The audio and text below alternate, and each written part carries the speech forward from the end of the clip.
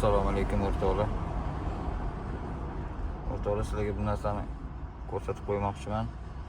Men ko'rib turganingizdek, mana haligi aytganim Magma R7 degan model bor, radar detektor. Xullas, Silverstone Sochi Pro'ni nomi o'zgargan versiyasi. Unga alohida baza bor, alohida o'zining sayti bor. Ko'rib turganingizdek, mana bugungi kunimiz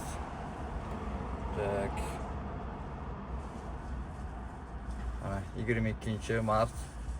Lekin hali ham обновление chiqmagan. 24 fevral oxirgi marta chiqqan обновленияsi. Oxirgi paytlarda shu kompaniyaning bazasi обновление, yangilanish fayllarining orasida katta uzilish bo'lyapti. Mana почти 1 oy bo'lgan. 2 kundan keyin 1 oy bo'ladi. Ya'ni shuni bilib qo'yishida zarar qilmaydi. Shuning uchun meni bitta yana yo'li bor. O'sha Magma R7 ga Sochi Pro'ning proshivkasini yozib berilsa, Sochi Pro'ning bazasi bo'yicha ishlaydi. Shunda bir haftada bir marta yangi baza yoziladi. Sog' bo'linglar o'rtoqlar.